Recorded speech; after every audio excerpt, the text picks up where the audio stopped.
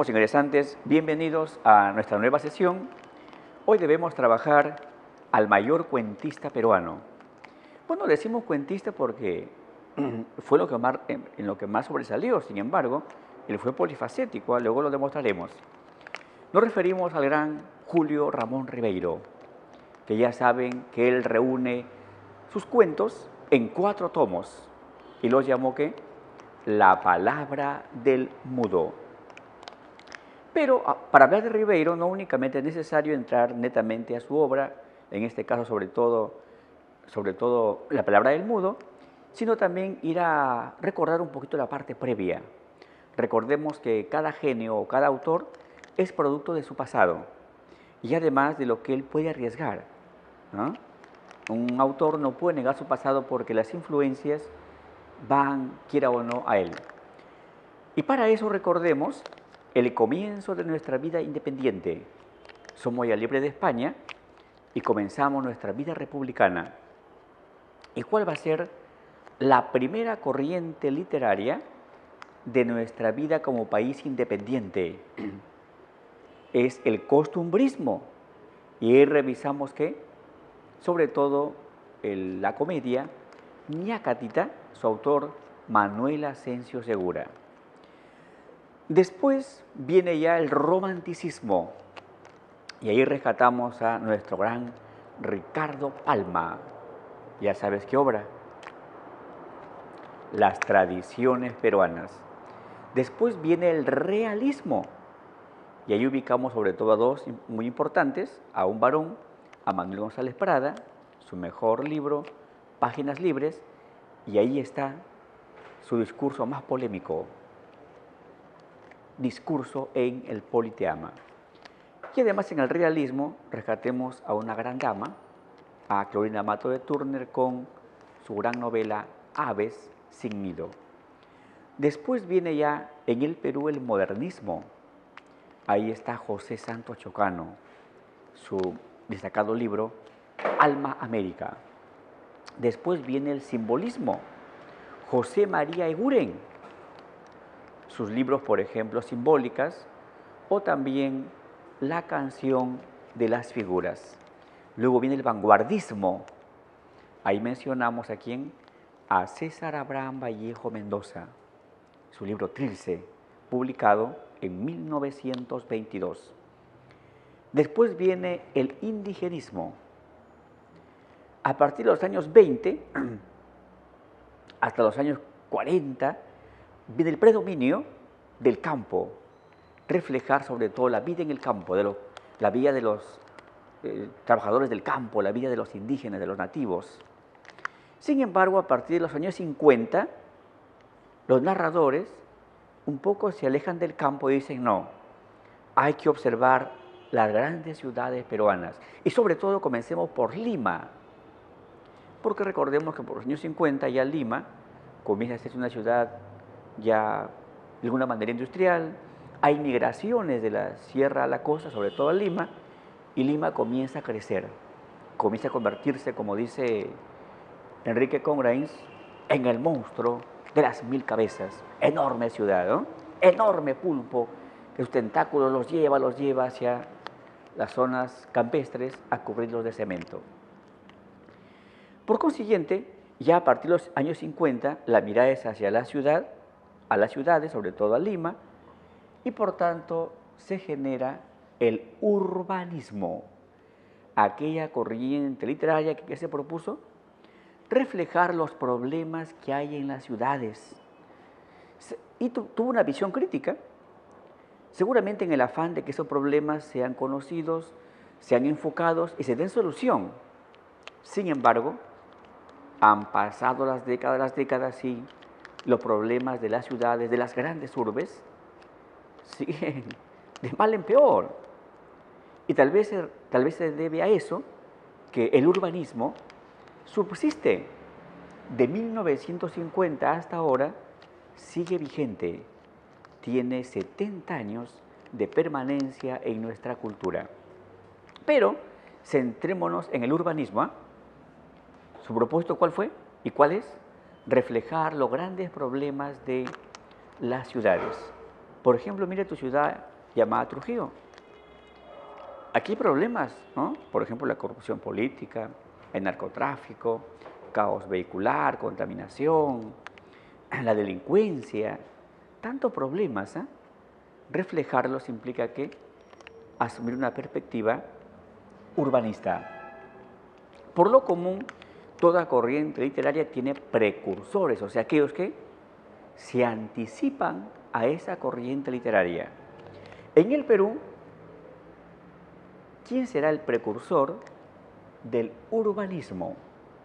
También lo llaman el realismo urbano. Es que esta corriente fue realista.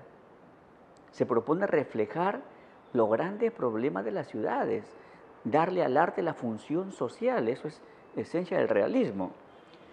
El precursor del urbanismo en el Perú fue José Díez Canseco, sobre todo con su libro Estampas Mulatas, que son cuentos. Y ahí están cuentos ya de las zonas marginales, sobre todo de Lima. Y destacamos ahí el cuento El Trompo, hasta el punto que el personaje principal es un niño.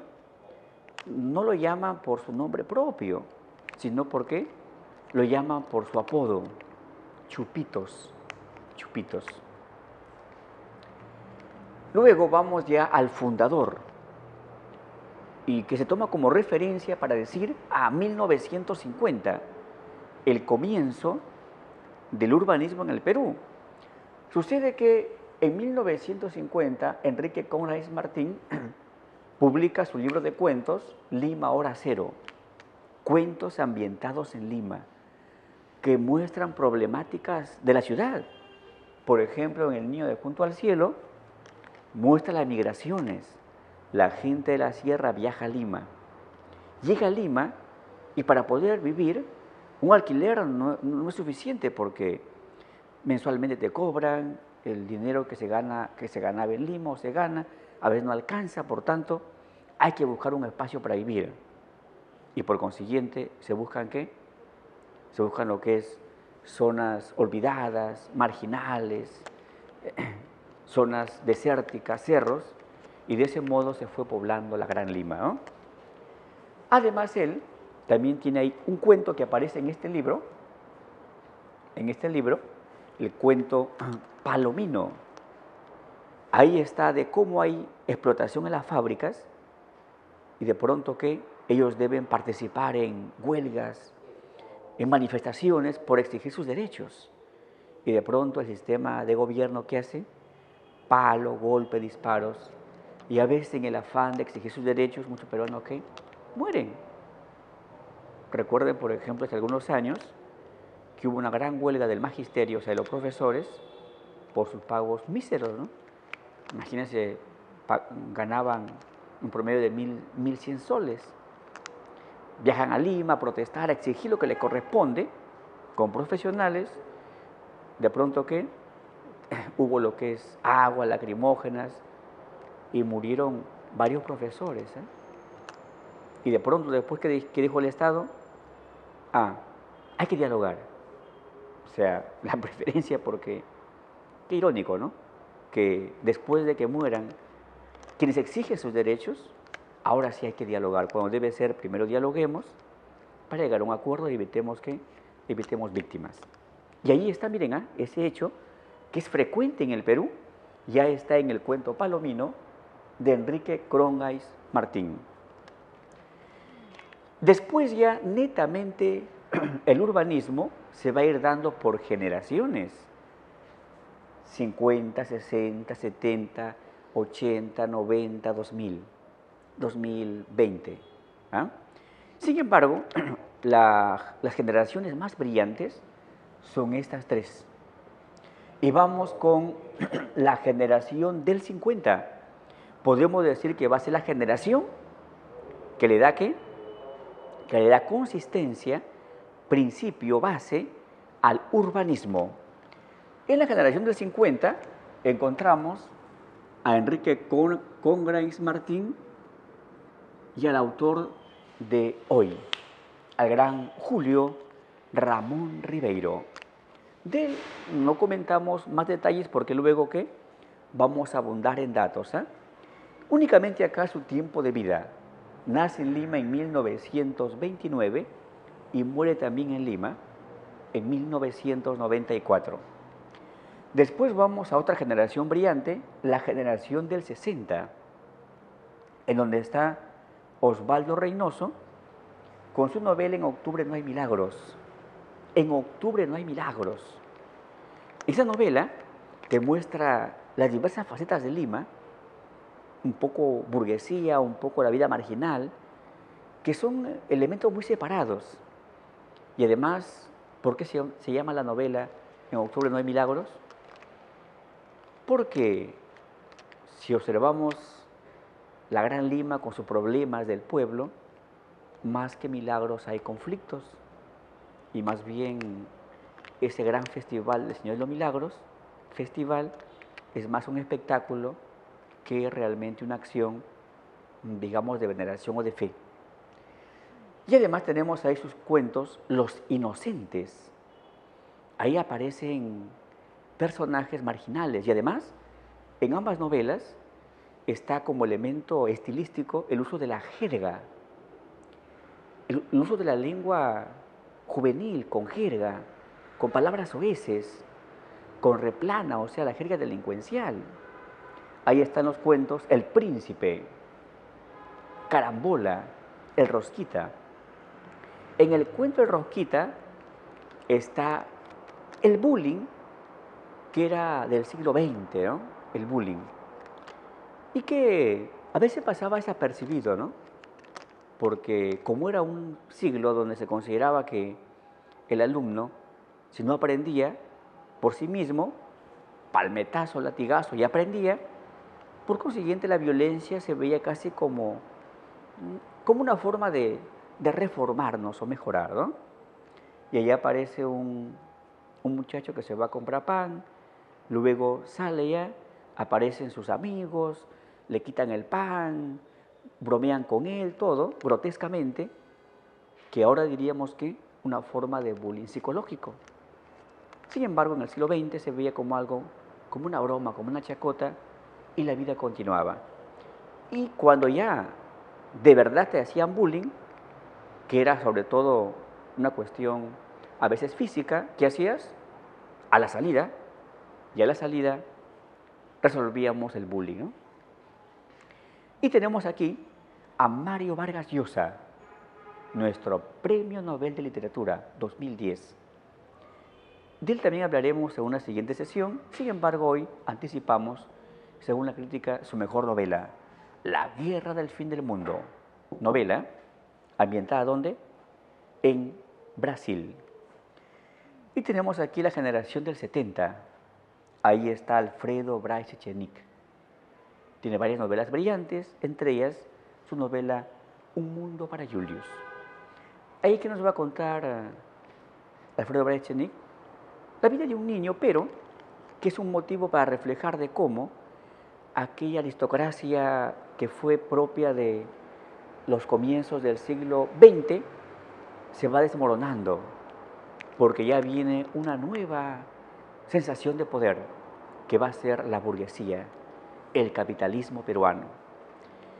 Así que vamos ahora sí a hablar ya de manera un poco más detallada de nuestro gran Julio Ramón Ribeiro. Ahora sí vamos ya abordando la obra de Julio Ramón Ribeiro, pero nada más sus cuentos, ¿eh?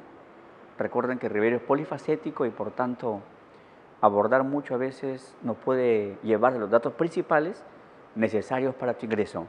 Nos concentramos en lo más evaluado de Julio Ramón Ribeiro, sus cuentos, ¿no? Pero demos un panorama. Julio Ramón Ribeiro fue polifacético, no únicamente escribió cuentos, ¿eh? También fue destacado novelista. Su novela más prestigiosa, Crónica de San Gabriel, que está ambientada aquí en La Libertad. Está ambientada exactamente en la tierra de Vallejo, en Santiago de Chuco. Y Santiago de Chuco no está ambientada en la ciudad, ¿eh? No.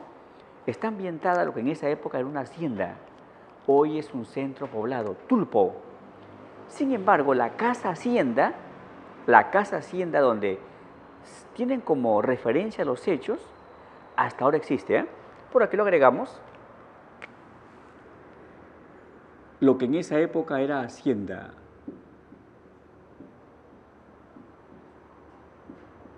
La hacienda Tulpo. Ribeiro no escribe esa novela a partir de datos que lo pueden contar a él, no, no, no. Escribe a partir de una vivencia. Él estuvo algunos meses de vacaciones ahí en Santiago de Chuco, en la hacienda Tulpo.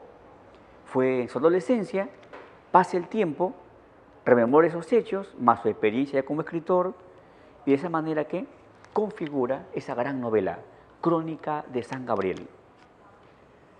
Él también fue dramaturgo, ¿eh? Fue también autor de obras teatrales. Y vamos a ver que en toda su literatura aparece por ahí que su visión crítica de la realidad, grabando, una característica importante de Ribeiro es cuestionar la realidad, como para que el lector tome conciencia de los problemas y de manera individual ya tienda a desarrollarlos, a solucionarlos. Tenemos aquí a Ribeiro como dramaturgo, por ejemplo acá, su obra Atusparia. Ahí va a reflejar una rebelión que se dio en el Perú a fines del siglo XIX, en Ancash. Indígenas, al ver tanta opresión del Estado y autoridades que hacen, se rebelan, toman el poder en Ancash. El gobierno que dijo, voy a dialogar con ellos para llegar a un acuerdo, ver en qué hemos fallado, por eso se han rebelado. No, envió soldados, mátenlos. Y fue una masacre, ¿no? Los indígenas fueron asesinados en gran cantidad. Algo pareció a la revolución que ocurrió acá en Trujillo, ¿no? Con Ciudad Alegría, recuerden. El pueblo se rebela por buscar un poco de mejora a sus condiciones laborales y humanas. ¿Y qué hace el gobierno? Mátenlos. El texto teatral, Confusión en la prefectura. Ahí está la inestabilidad política en el Perú. Sí, inestabilidad, inestabilidad. Que lo observamos sobre todo en el siglo XX y también en el siglo XXI. Recuerden que cada grupo de poder asume el gobierno y si no está en el cargo máximo, ¿qué intenta? Boicotear al que está en el cargo máximo. O sea, no nos interesa trabajar de manera mancomunada por el bien de todo el Perú, no. Nos interesa que, sobre todo nuestro grupo político, nuestros intereses, llenarnos el bolsillo, antes que el Perú viva una verdadera democracia. Y aquí está, ¿no? Los cambios constantes, los golpes de estados en el Perú. También fue un destacado ensayista a nivel de la crítica literaria, leer una obra y opinar sobre ella. La caza sutil. Fíjate, la caza con Z, o sea, el cazador de lecturas, para opinar pero de manera sutil, delicada, no ser pues muy frontal, porque al final la opinión literaria es muy relativa. Recuerden que ya a Vallejo hubo algunos que a sus primeras publicaciones, no vale. Pasado el tiempo, estaban diciendo no vale a un genio. O también lo que le pasó a Ribeiro, por los años 60, 70, que dijo un crítico literario, dijo, Ribeiro es el más grande cuentista del siglo XIX, como diciéndolo, decimonónico, pasatista, ¿no? Arcaico. Opinó así, ve. Algunos le dieron su crédito, le dieron su apoyo. Llegamos al siglo XXI, ¿y qué decimos? ¿Qué bestia fue ese que opinó así? Claro, las opiniones respecto al arte son muy relativas. Puedes tener razón en este instante, o un poco de razón, pero pasado el tiempo puedes quedar como un gran mediocre, ¿no? Así que él dijo, no, hay que opinar de las obras, pero de manera sutil, delicada, no ser tan frontales, porque a lo mejor esa opinión puede ser muy equivocada. También fue experimental, comienza a asumir formas literarias que no eran tan comunes en esa época. Lo que es microficciones, o sea, relatos breves con un trasfondo anecdótico reflexivo. Y tenemos ahí las prosas apátridas. Por ejemplo, acá nos relata un hecho que tuvo que ver cuando él era docente en Ayacucho, en la Universidad San Cristóbal de Huamanga, que fue confundido por un lector con Mario Vargas Llosa. También Julio Ramón Ribeiro fue un autor experimental, o sea, buscar nuevas alternativas a la narración. Y lo que hizo fue microficciones. En el siglo XXI está muy de moda la brevedad, novelas breves, ¿no? Teatro breve, ensayos breves, por ejemplo, hay los microensayos, ¿no? También los microcuentos, las microficciones, que tienen un trasfondo reflexivo, anecdótico, y que Rivero lo fue trabajando ya, por ejemplo, en su libro Prosas apátridas. Ahí, por ejemplo, aparece una experiencia que él tuvo cuando trabajó en la Universidad San Cristóbal de Huamanga. También Julio Ramón Ribeiro estuvo muy de cerca lo que es a la experiencia docente y cuenta que ya fue confundido con ¿qué? Con Mario Vargas Llosa. Lo que pasa es que en esa época no era tan común la imagen por allá, por acá. Ahora es diferente, ¿no? Ahora no sabes quién es Mario Vargas Llosa, al instante vas a la internet, Mario Vargas Llosa sale ahí sus imágenes, hasta videos de él y ya fijas en la memoria, este es Vargas Llosa. Julio Ramón Ribeiro también salen imágenes, videos, y fijas en la memoria, lo puede reconocer, lo puede diferenciar, ¿no? Sin embargo, en esa época no era así, las imágenes estaban muy masificadas. Por lo común conocíamos a un autor no a través de redes sociales, no a través de televisión, sino que a través de los libros. En el libro aparecía a veces ahí su imagen, ¿no? Los dichos de Luder, que son textos de tendencia narrativa, breves, 2 o 3 líneas, sobre todo con diálogos y además que con gran profundidad, ¿no? Gran reflexión. Pero ya saben que su mayor prestigio es como cuentista. Los cuentos que él escribe y publica desde sus inicios hasta su muerte se van a reunir en La Palabra del Mudo, que tienen originalmente 4 tomos, porque después ya se publica en 2 tomos, en 1 tomo. Bueno, son ya mecanismos ya de cómo la imprenta actual puede reunirlos. Pero ya saben, su primera edición, su versión original fue 4 tomos. También trabajó lo que es la autobiografía. Por ejemplo, él escribe La tentación del fracaso, su diario personal, desde su juventud hasta sus últimos años de vida. Uno lee lo que ya se ha publicado, o no se ha publicado todo, se ha publicado ya, digamos, un buen segmento de diario personal, y allí encontramos que muchos hechos que él nos cuenta, o son motivos para sus cuentos, o para sus relatos, no son más que extractos de su vida. Por ejemplo, ese genial cuento, Solo para fumadores, se asocia pero directamente a su vida, ¿no? Ya saben que él tuvo un vicio que fue una especie de motivo para escribir también, el cigarrillo, que lamentablemente no lo pudo controlar porque se asoció a su pasión de escribir y a que lo llevó a la muerte, ¿no? Él murió con cáncer y según las evidencias su cáncer estuvo asociado ¿a qué?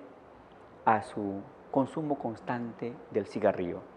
Pero a veces una pasión artística es tan en ti que desde su momento tengo el cigarrillo que se asocia a mi pasión por escribir. ¿Qué hago? ¿Lo dejo y soy infeliz? ¿O sigo fumando, escribo, soy feliz, aunque viva poco? ¿Qué prefirió? Prefirió escribir con su cigarrillo, pero hizo lo que él quería, su pasión, escribir, y sobre todo, ¿qué? Cuentos. En este instante ya vamos comentando, analizando lo que es su monumental obra, La Palabra del Mudo. Ya saben que originalmente fueron 4 tomos, ahí reúne sus cuentos. Y exactamente él reúne 9 publicaciones. Él publicó cada cierto tiempo conjuntos de cuentos, obras de cuentos. Lo reúne ahí, ¿eh? Él publicó 9 conjuntos de cuentos que están reunidos en este libro, pero los editores actuales no únicamente han agregado estos 9 libros de cuentos, sino también que aquellos cuentos que fue publicando antes de su primer libro, Los Venados sin Plumas, o también que no lo fue publicando, pero no exactamente en un libro, sino en revistas, en periódicos, en el afán de ¿qué? De dar una visión completa de los cuentos de Julio Ramón Ribeiro. Pero vamos avanzando por hoy a la palabra del mudo. Algunos de estos libros vamos a comentar de manera un poco detallada, otros simplemente los mencionaremos. ¿Y nos vamos a centrar en qué? Nos centraremos en aquellos libros evaluados constantemente en la UNT, tu próxima alma mater. Así que vamos con el primer libro de cuentos que publicó Julio Ramón Ribeiro, Los Gallinazos sin Plumas. Allá aparecen 8 cuentos, ¿eh? 8 cuentos. Aquí únicamente mencionamos 3. Interior L, Mientras arde la vela y Los Gallinazos sin Plumas. El cuento interior L que va a mostrar la carencia de vivienda en el Perú, que hay gente que migra de la sierra a la costa, buscarse un espacio para vivir, a veces debe alquilar y en un pequeño espacio su cocina, su habitación, su lavandería, etc. ¿no? Y mientras arda la vela, también está ese tema de la pobreza y la miseria, y luego también ahí está un tema que es preocupante hasta ahora, el machismo, la agresión física y psicológica a la mujer. Pero nos centramos en el cuento que da nombre a esa obra, el cuento Los Gallinazos sin Plumas. Veamos de manera breve su forma. Encontramos ahí que el narrador clásico, el narrador en tercera persona. Hallamos también el relato lineal, es decir, un comienzo con calma, conflicto y su desenlace. ¿Y exactamente cómo va a comenzar ese cuento? Cuando de pronto llega el día para Lima, la gran ciudad se llena ya de sol, y de pronto un par de niños recorren las calles buscando en la basura, ¿qué? Desperdicios para llevar a un corralón y alimentar ¿a qué? A un cerdo llamado Pascual. Primero era como una labor de juego, nada más la ciudad, recoger desperdicios, a veces por ir encontrar juguetitos, de vez en cuando algún residuo de comida sabroso y a la boca, ¿no? Luego ya vendrá la parte más conflictiva. ¿De pronto qué?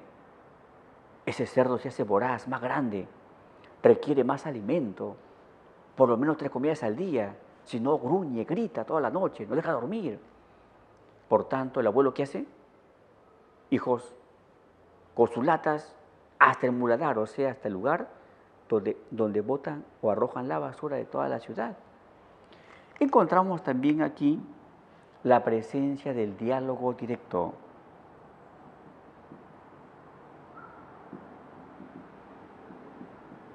El diálogo directo. Una rayo guión habla uno, otra rayo guión habla otro. Continuamos con el fondo o contenido. Vemos por consiguiente que un abuelo hace trabajar, obliga a trabajar a sus nietos, aunque exactamente no se sabe si son sus nietos. A lo mejor son niños recogidos que por respeto que dicen el abuelo. Porque no notamos una cuestión afectiva a esa persona. Y tampoco vemos en el cuento una situación afectiva del abuelo hacia los nietos.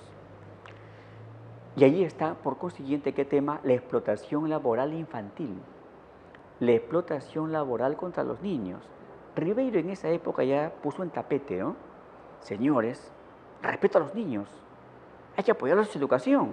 Pero mira, han pasado las décadas y después de un promedio de 65 años, la situación contra los niños se ha hecho más complicada.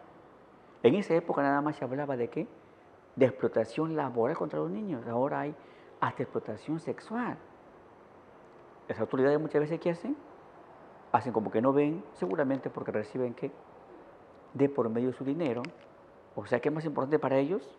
El dinero antes que la dignidad de los niños. No olviden, Luis Ramón Rivero tuvo una visión crítica de la realidad.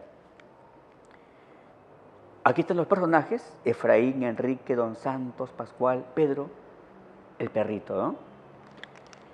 De pronto el cerdo se hace más voraz. Un día Efraín se hinca el pie, se inflama. Enrique debe traer únicamente él 2 latas para alimentar al cerdo. No es suficiente, el cerdo gruñe. De pronto, ¿qué? Don Santos, al ver que el cerdo tiene hambre, ¿qué hace? Coge al perrito Pedro y lo lanza al chiquero. El perro mata al perrito y lo comienza a devorar. Llega Enrique con las latas de basura, mira al corral, ve que el perro ya era devorado plenamente ya por el cerdo. Le reclama al abuelo, el abuelo lo golpea, él encara, el abuelo quiere golpearlo y de pronto esquiva el muchacho el golpe y el abuelo cae al chiquero y el cerdo comienza a intentar devorarlo. Van a pelear. Los niños, ¿para qué aprovechan?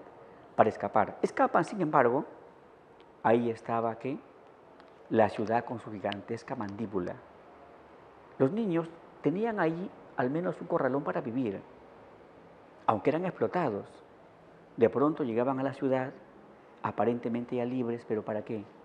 Para sufrir más. En ese cuento también que hace Ribeiro cuestiona a esa falta de interés del Estado por los niños abandonados, que poco a poco ya hay un poco más de interés, ¿no? Porque antes, por ejemplo en Lima y aquí mismo en Trujillo, era la plaza de armas, y por ahí había un montón de niños abandonados que dormían por ahí entre los árboles, en el gras. Dormían. Y los llamaban, ¿qué? Pirañita, ¿no? Luego pasemos ya a un segundo libro, a Cuentos de Circunstancias, publicado en 1958. Vamos al segundo libro, que está incluido en los 4 tomos, La Palabra del Mudo. No olviden que su primer libro, Los Venados sin Plumas, se publicó ¿en qué año? En 1955. Vamos a su segundo libro, Cuentos de Circunstancias, publicado en 1958 y posee 12 cuentos. Aquí vamos a encontrar que hay influencias. No olviden que un autor, de pronto que tiene influencia de autores a quienes admira o ha leído. A veces, sin darnos cuenta, aparece ahí esa influencia. Y sobre todo, la influencia de quienes encontramos en este libro. Encontramos, sobre todo, la influencia del autor de La Metamorfosis, Franz Kafka.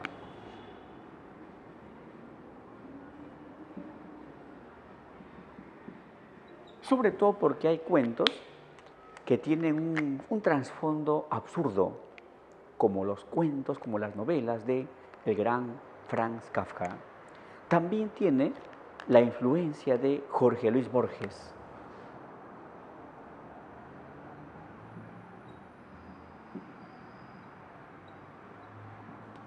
Y seguramente de otros, sin embargo, digamos que de ellos como más visible influencia en este libro, ¿no? Encontramos 12 cuentos, entre ellos, por ejemplo, La Insignia,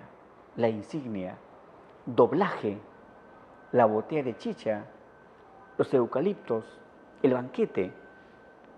A nivel de examen de admisión UNT, el más evaluado, ¿cuál? El Banquete. Seguramente porque su tema tiene que ver mucho con las circunstancias y muchísimo con lo que fue pasando en el Perú desde nuestra vida independiente, nuestro momento republicano en sus comienzos, hasta ahora, hasta el punto que hay un libro muy leído en el Perú llamado La corrupción en el Perú. Pareciera que es la esencia de nuestro gobernante, ¿no? El tema de este cuento va a ser el oportunismo y la inestabilidad política. Personajes: don Fernando Pasamano, la esposa, el presidente.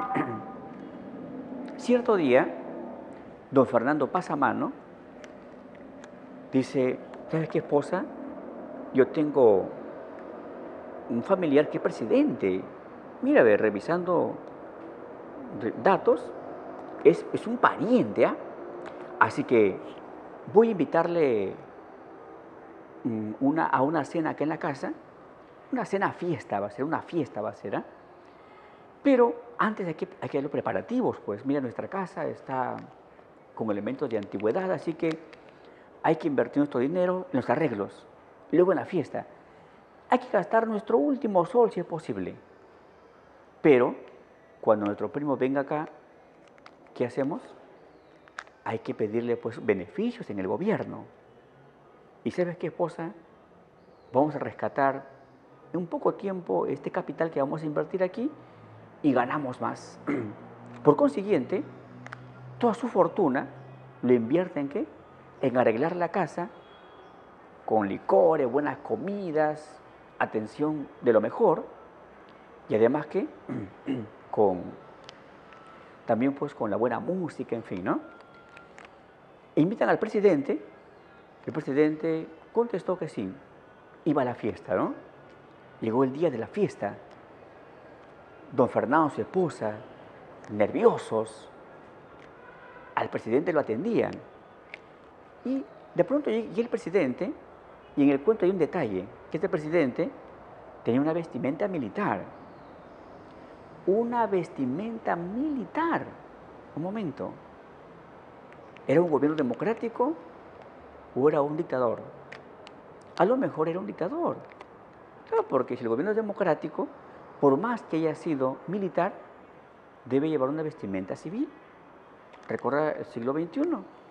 Tuvimos un presidente militar, el corrupto Humala.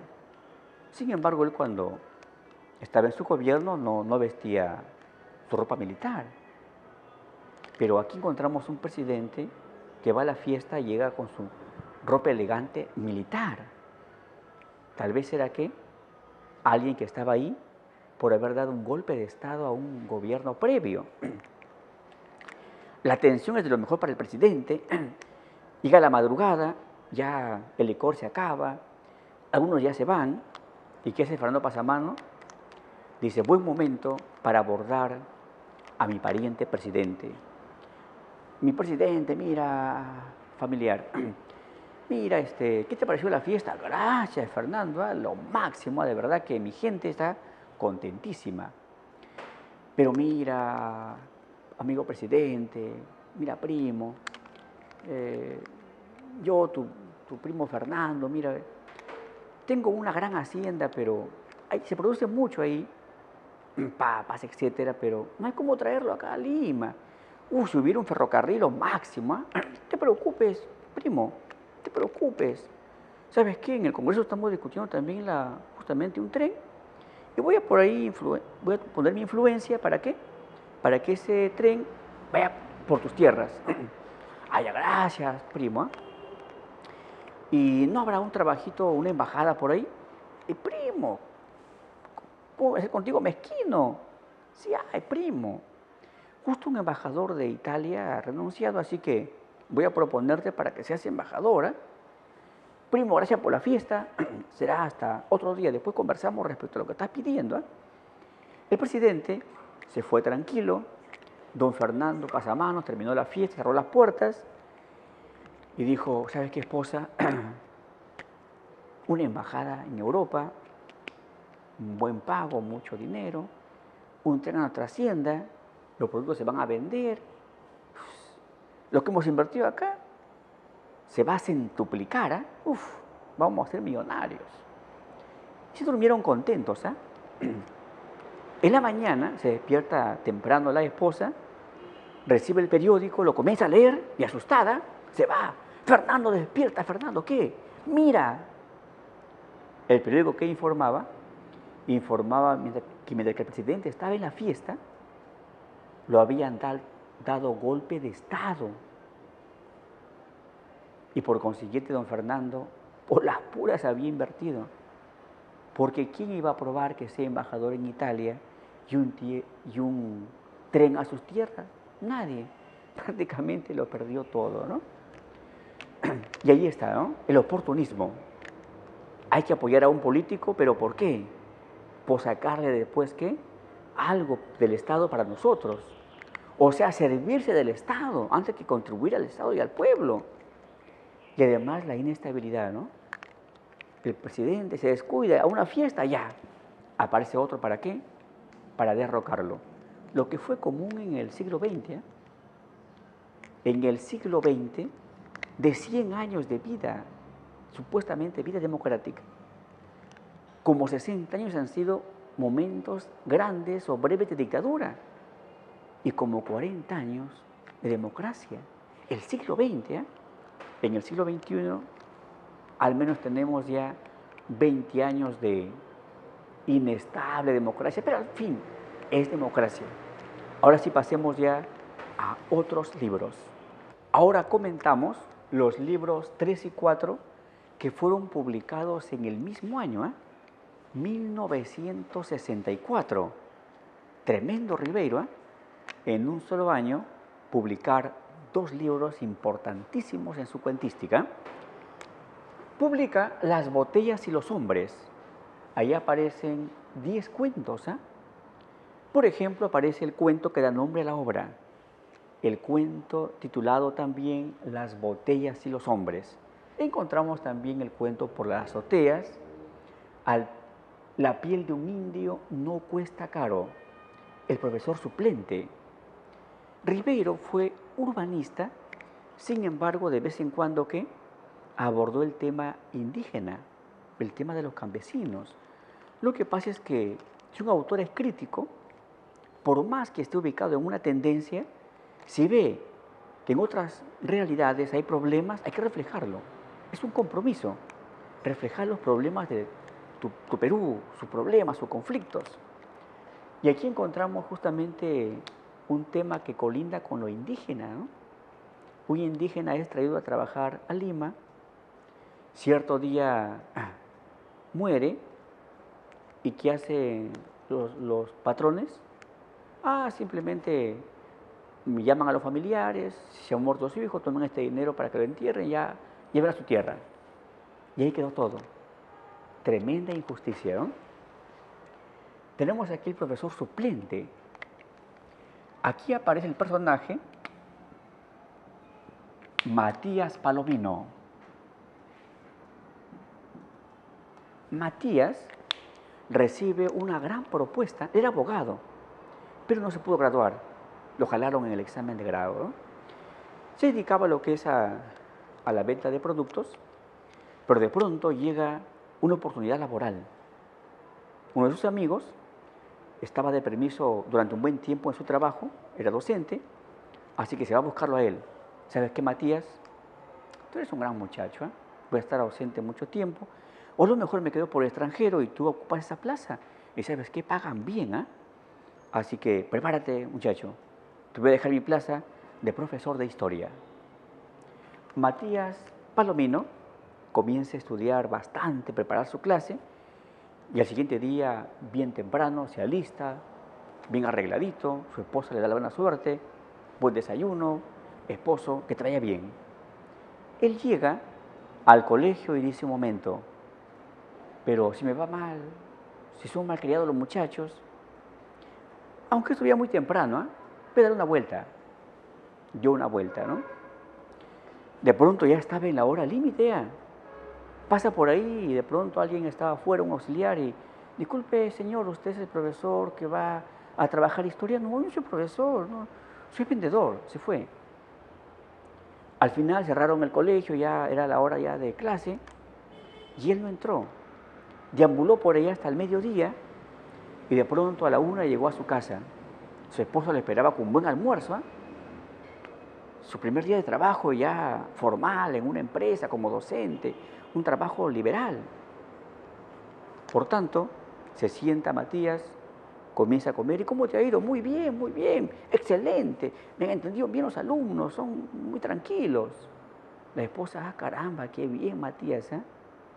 Pero Matías no pudo más. y se puso a llorar. Claro, porque ¿cuál era su verdad? Que había fracasado. No se atrevió a asumir esa oportunidad que podía cambiar su vida y llevarlo a un campo profesional, ya que estaba como vendedor de productos por allá y por acá, ¿no? Vamos ahora sí a su libro, me parece que el mejor de ese año, ¿eh? 3 historias sublevantes. Lo que pasa es que en la década de 1960, de pronto hubo ciertos problemas y asuntos que inquietaron mucho al Perú, y sobre todo en su perspectiva, ¿qué? Revolucionaria, de protesta. Por ejemplo, hacia los comienzos de 1960, ¿qué pasó? Un poeta peruano muy joven, apenas 21 años, se fue a Cuba, se llenó de ideales y ¿qué dijo? Voy a mi patria, a que mi Perú sea socialista, haya más justicia para todos. Ingresó clandestinamente por Bolivia, a Madre de Dios, lo mataron. Según su papá, recibió más de 30 balazos el poeta. ¿Y por qué? Quiso cambiar su país. ¿Nos referimos a qué poeta? Al poeta Javier Herod. Luego de ese hecho lamentable, de pronto un grupo de liberteños, dirigidos por Luis de la Puente Uceda, y también otros de otras partes del país, que dijeron, los cambios en el Perú no se van a dar con leyes, no. Hay que levantarnos en armas, una revolución armada para cambiar el Perú de sus raíces. Y se da una rebelión del MIR, del Movimiento de Izquierda Revolucionaria, dirigida por un liberteño, ¿no? Luis de la Puente Uceda. Fueron aniquilados los rebeldes y, en fin, hubo más asuntos de rebeldía contra el sistema injusto. Había en esa época mucha hacienda. Ahí trabajaban explotados, esclavizados los campesinos. Ribeiro, ¿qué dijo? Voy a atizar ese fuego de rebelión. Y voy a publicar un libro con 3 historias sublevantes, sublevación, rebelión. Y se refieren uno a la costa, otro a la sierra y otro a la selva. Al pie del acantilado ambientado en Lima, el Chaco ambientado en lo que es en la sierra y Fénix ambientado en la selva. El cuento que más me interesa, y según la crítica también el más logrado, es Al pie del acantilado. Ahí está el tema, por un lado, ¿qué? El tema de las migraciones. Y además, el tema de la carencia de vivienda.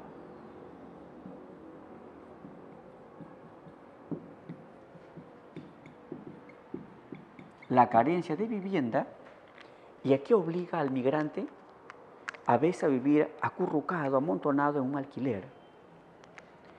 Y a veces ya se arriesga, no, mejor invade un terreno que a veces la autoridad puede ser bondadosa o de repente está en campaña política y apóyame con votos y si gano ya el terreno es tuyo, ¿eh? Y se quedaron ahí. O a veces, ¿qué?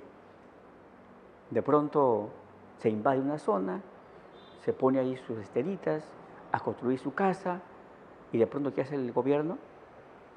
Llama a las fuerzas del orden y desalojo, bomba lacrimógena y hasta algunos que terminan muertos y el terreno sigue ahí libre, ¿no? A veces sigue libre, ¿para qué? Para negociarlo con empresarios de viviendas para que lo compren a un precio ínfimo, después lo pongan a un precio enorme y se llenen de ganancia y el pueblo sigue pues olvidado y sin un espacio para vivir. Vamos a este cuento y encontramos que Leandro y sus hijos Pepe y Toribio vivían en un alquiler, un día que dijeron, al demonio, pagando alquiler, a veces ni alcanza para la comida. Vamos a buscar nuestro propio espacio.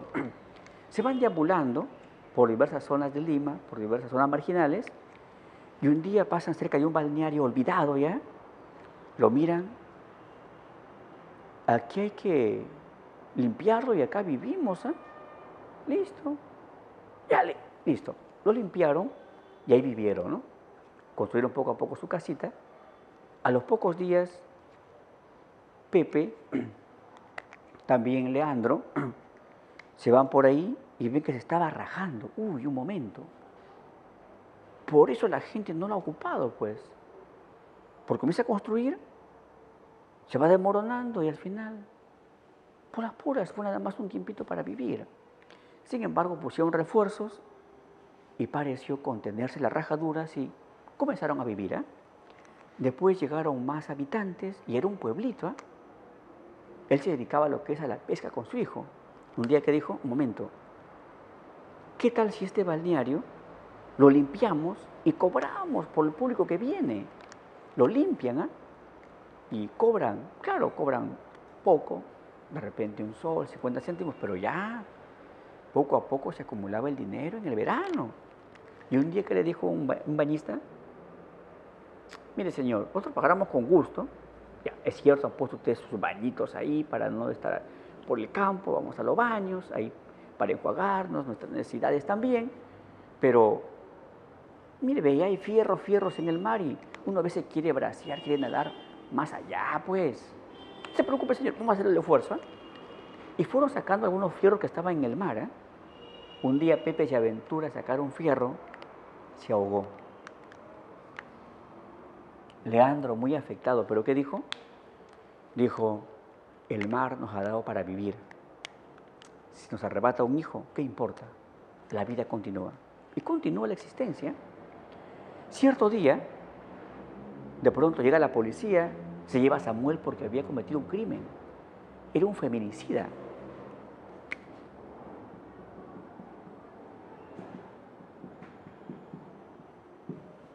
Había matado a su esposa porque la encontró con otro hombre en su cama, ¿no? Lo llevan, bueno, pero la vida continúa, ¿no? Y de pronto un día llegan hombres elegantes, revisan el pueblo y ¿qué pasará, no? A los pocos días la orden de desalojo, señores, ese terreno es municipal, lárguense. ¿Qué hacen?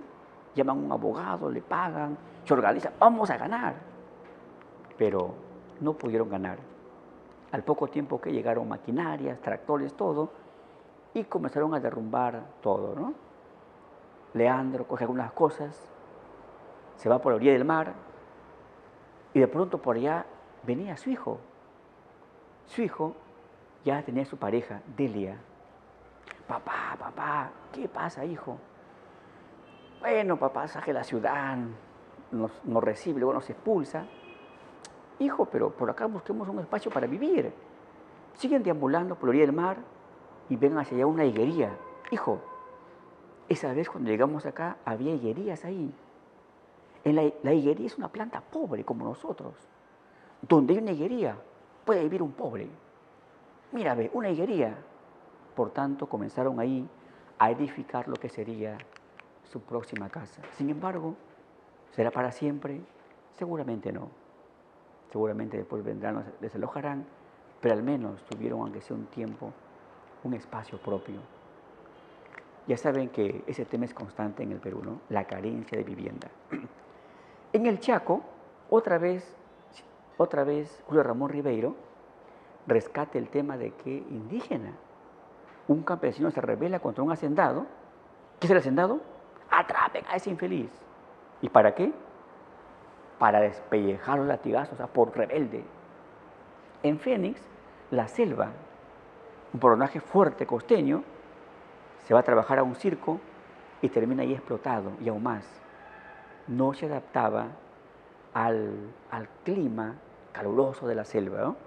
Este cuento también es interesante porque Ribeiro aquí pone en práctica lo que es la experimentación.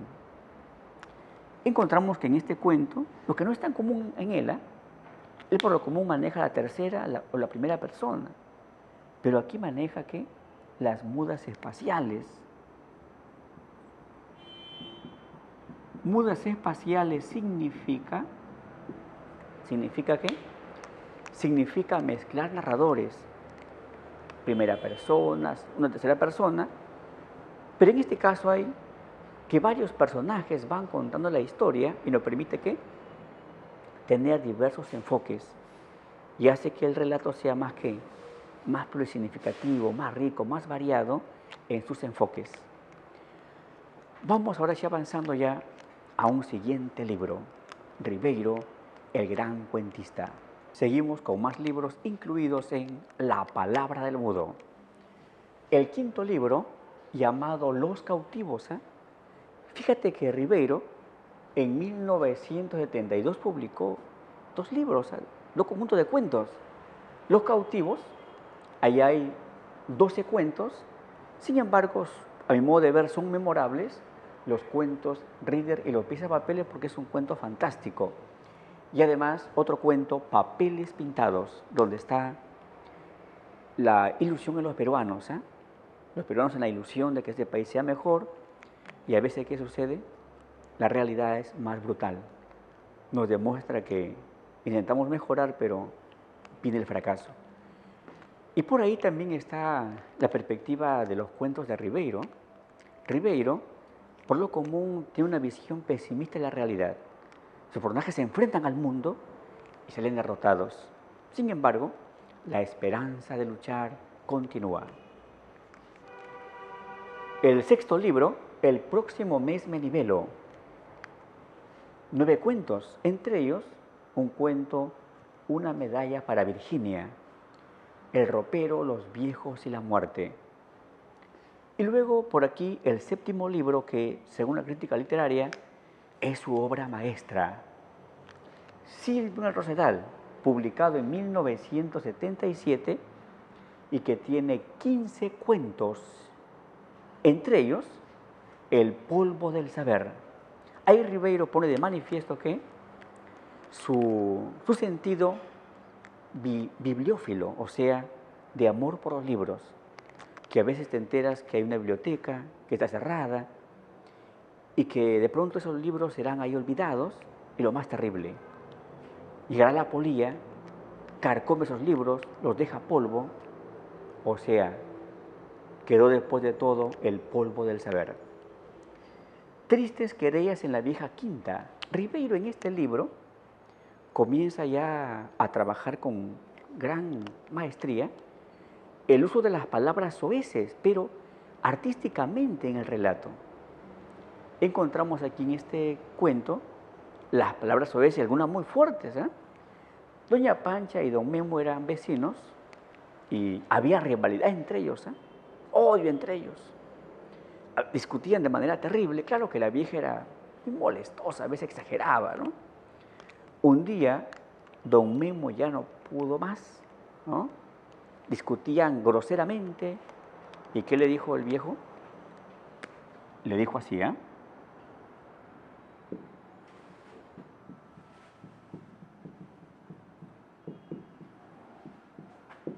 Así le dijo el viejo. Observa de cómo está ahí las palabras soeces, pero utilizadas artísticamente, o sea, de acuerdo al contexto, y seguramente en el afán de un poco de realismo.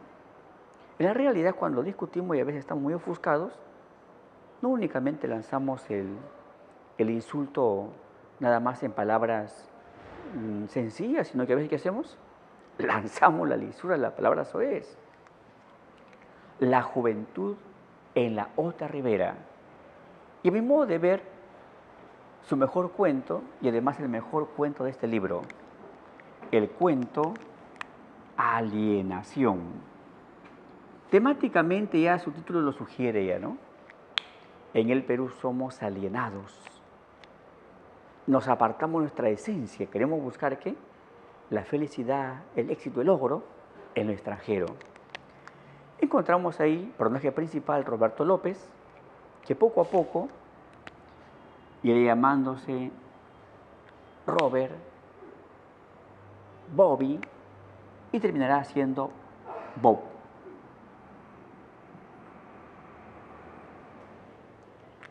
A su gran amigo José María Cabanillas encontramos a Keka, a quien después será su esposo, al norteamericano Billy Mulligan.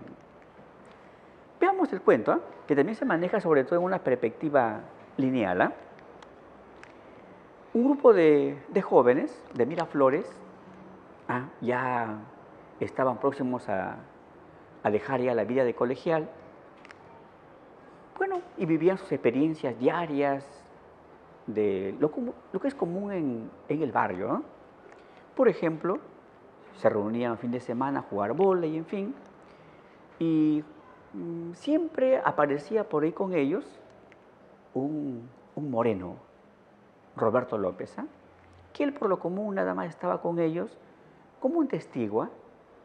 No compartía, por ejemplo, a veces cuando ellos comenzaban a sus primeros inicios en el licor, ¿no? Su comienzo en el licor. Pero Roberto López iba por algo más, o mejor digamos, por alguien más. Estaba prendado de la joven más bella de ese barrio, una joven linda, piernona, llamada Queca.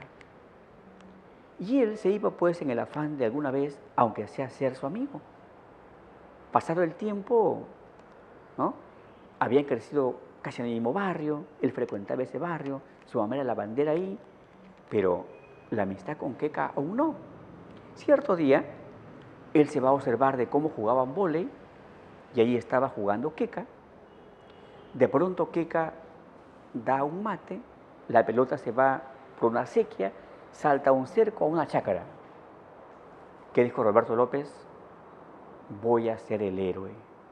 Así que salta la acequia, el cerco, la pelota, la limpia un poco, se acerca a ella y él emocionado, este hecho heroico va a forjar mi amistad con ella. Es lo mejor, ¿por qué no ilusionarse? Todo es posible en este mundo. Lo que quieres o amas o te gusta, a veces con constante lucha lo puede lograr. Así que, ¿qué hace Roberto López? La pelota, Queca, ella recibe la pelota y no le dijo ni gracias, ¿sabes qué le dijo? Le dijo, yo no juego con zambos. Que es racista. Esa expresión traumó al pobre Roberto, ¿eh? Dijo, un momento, en este país no vale ser moreno, no vale. Por tanto, ¿qué lo ha admirado? Lo extranjero, lo norteamericano, el gringo, la gringa. Por tanto, voy a cambiar para ser o aproximarme a ser gringo. Y por consiguiente, ¿qué comienza a hacer? Se comienza a talquear la piel. De esa manera ya se veía menos moreno, ¿no? Y dijo un momento el cabello. Los norteamericanos tienen el cabello castaño. ¿Qué hizo? Agua oxigenada. Y ella tenía el cabello castaño. Pero dijo, no es suficiente, ¿eh? No es suficiente. La vestimenta, esta ropa que tengo yo es peruana. Se fue a las tiendas que traían ropa de Norteamérica y era muy costosa. No alcanza. De pronto descubrió que había turistas que se paseaban por el Perú, regresaban ya a su patria, pero antes de viajar de Lima a su patria, tenían un montón de ropa y alguna sucia, lo remataban. Y él iba a los remates. Compraba ropa de segunda, rematada por turistas norteamericanos, lavaba, planchaba y listo, ya vestía ¿qué? A lo norteamericano ya, ¿no? Digo, pero no es suficiente, ¿eh? Los gringos hablan inglés. Ya sé, ya, un diccionario. Y además trabajaba en restaurantes como mozo, donde asistían norteamericanos como público. Y por ahí él ya comenzaba a practicar sus primeras palabras de inglés. Además iba a películas en inglés. Dijo, un momento, no es suficiente esto. Hay que dominar el inglés, la esencia de un gringo. Por tanto, ¿qué hizo? Se matriculó en el Cultural de Lima. Chanconazo, ¿eh? Dominaba el inglés. Básico, intermedio, avanzado, ¿eh? Cuando ya estaba en el máximo nivel, ahí también conoció un gran amigo, José María Cabanillas, que también era como él, moreno, y tenía las mismas pretensiones, olvidarse de lo peruano que había en él y ser gringo. Cierto día hay una propuesta del Cultural, ¿eh? El Cultural, que decía, sacó unas bases, señores, para los mejores alumnos, un concurso. primero, segundo, tercer puesto. Los ganadores serán enviados a Norteamérica a un intercambio cultural. Y a lo mejor se facilitan los trámites y por allá se quedan a vivir. ¿Qué dijeron ellos? Nuestra oportunidad, la ganamos. Y comenzaron a estudiar, revisar chanconazos, ¿eh? Practicaban día y noche. Llegó el concurso, esto, todo bien, ¿ah? El cuento da a entender que la dirección, ¿qué dijo? ¿Quién se ha ganado? José María Cabanillas. ¿Primer puesto quién? Roberto López. No, estos van a dar mala presencia ya, ¿no? Mira, ve, estos se han quedado en cuarto, tercero, quinto, sexto, pero son blanquiños, a ellos hay que darles la beca. Y por tanto, otros recibieron la beca y no los que dieron su mejor esfuerzo. Los pobres se querían morir, ¿eh? Se querían morir. Mientras tanto, ¿qué pasaba con Queca? Queca, ella que decía, si yo tengo un enamorado peruano, bueno, enamorado, pero el que me lleva al altar debe ser norteamericano. Y se casó, ¿eh? Se casó con un norteamericano, Billy Mulligan. Él la llevó a Estados Unidos.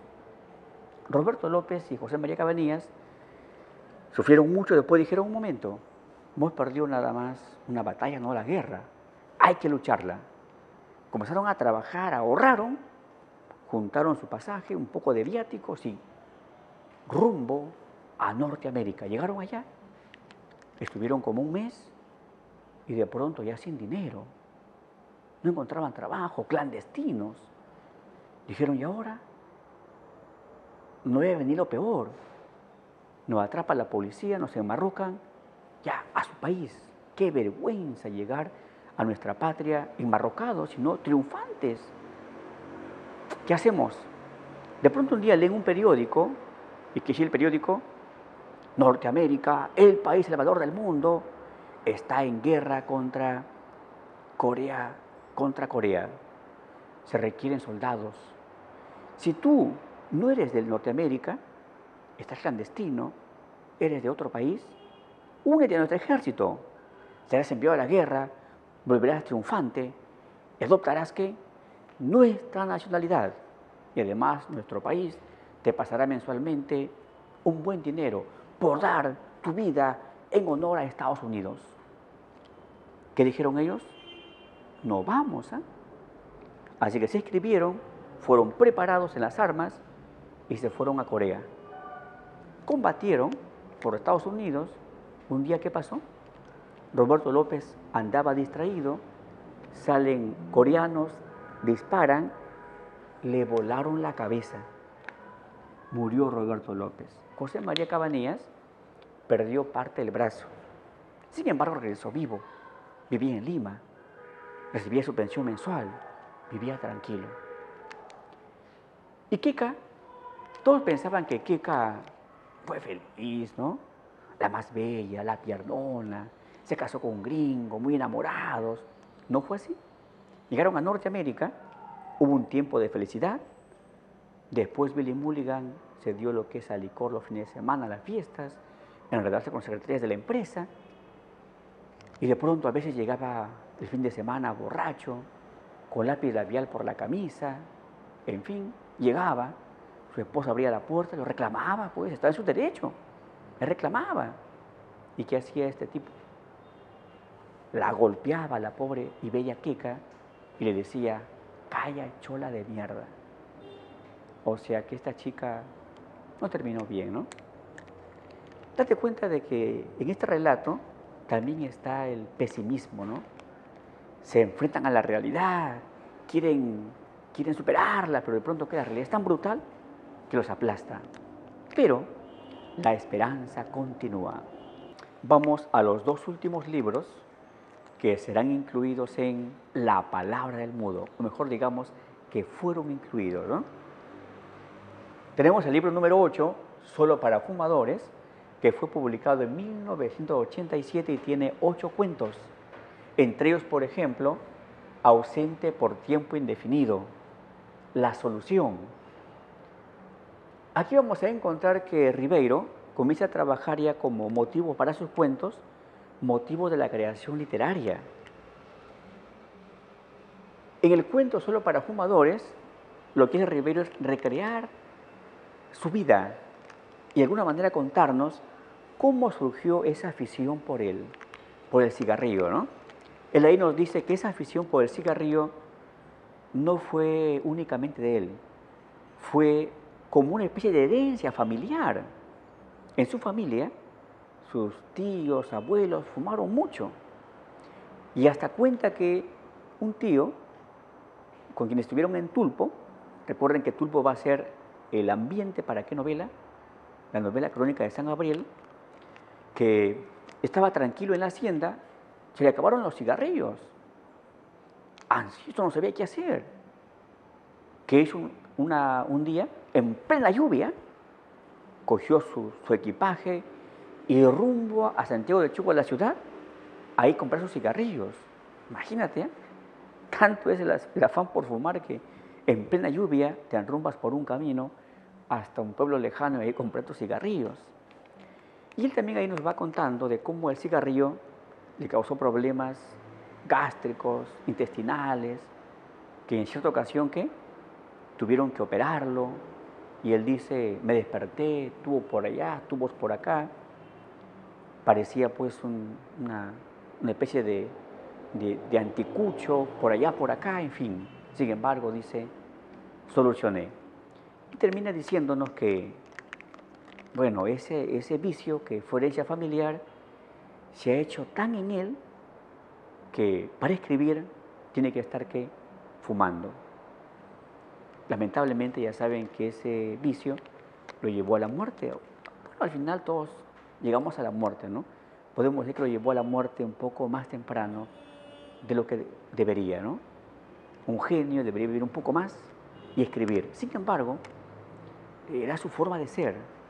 Si fue feliz con su cigarro y escribiendo, él asumió las consecuencias de sus actos. Y lo más importante, ¿no? Nos dejó obras maestras, ¿no? El libro noveno, Relatos santacrucinos, publicados en 1992, y son 10 cuentos. Estos cuentos ya son tremendamente autobiográficos. ¿Eh? ¿Por qué santacrucinos? Lo que pasa es que él, en Miraflores, vivió en un barrio llamado Santa Cruz y va a rescatar hechos de su infancia, su adolescencia, sus años juveniles en ese barrio. Por ejemplo, Cacos y Canes.